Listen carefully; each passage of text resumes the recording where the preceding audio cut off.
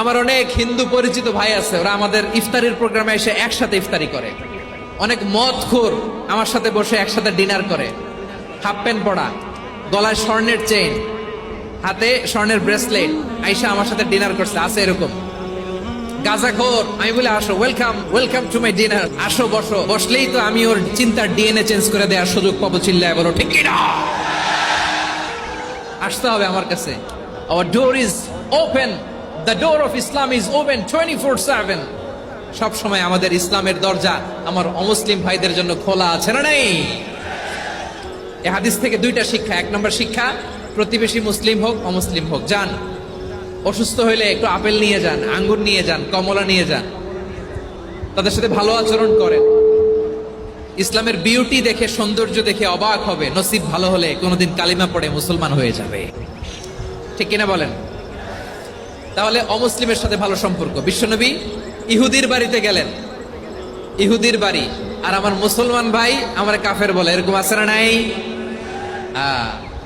মুসলিমরা দেখতে পারে না, সহ্য করতে পারে। বিশ্বনবী সাল্লাল্লাহু আলাইহি ওয়াসাল্লাম ইহুদির বাড়িতে গেলেন। এই হাদিস থেকে আমাদের শিক্ষা হলো, আমার প্রতিবেশী যেই ধর্মের হোক আমি সম্পর্ক রাখবো। অসুস্থ হলে যাব, কি বলেন ভাইরা? যাবেন না? যাবেন না আপনারা?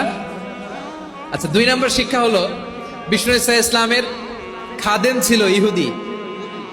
এতদিন খেদমত করলো, একদিনও বিশ্বনবী ওরা কালিমার দাওয়াত দেয় নাই। কারণ কি? বিশ্বনবী একটা ভালো সময়ের অপেক্ষা করতেছিলেন, প্রপার টাইমিং। দাঈর কাজ হচ্ছে দাঈ ইলাল্লাহ, সে হচ্ছে সুযোগ সন্ধানী।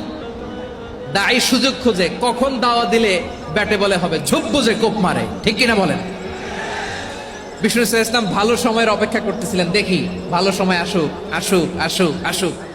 আস্তে আস্তে এমন সময় আসছে, ছেলে এবার মুমূর্ষ। অসুস্থ ব্যক্তির হৃদয় অত্যন্ত নরম থাকে। হসপিটালে যখন কেউ যায় তার হৃদয়টা বড্ড নরম থাকে, মৃত্যুর ভয়ে তার অন্তরটা নরম থাকে। ঠিক কিনা বলেন?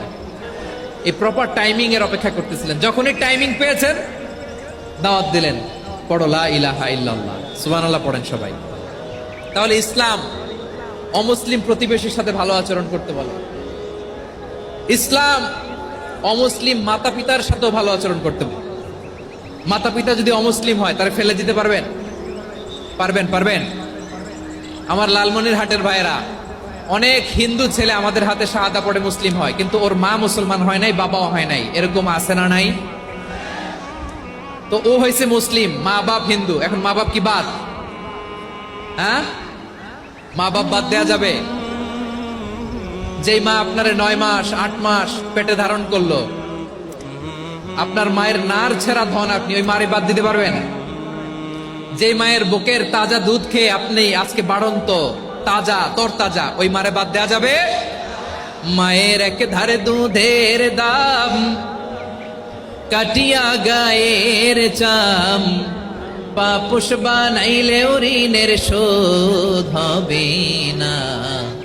এমন দরদি ভাবে কেউ হবে না আমার মাহা গো। মায়ের এক ধারে দুধের দাম, কাটিয়া গায়ের চাম, পাপুষ বানাইলেও ঋণের শোধ হবে না। এমন দরদি ভাবে কেউ হবে না আমার মাহা গো। ঠিক কিনা? মাকে তো বাদ দেওয়া যায় না।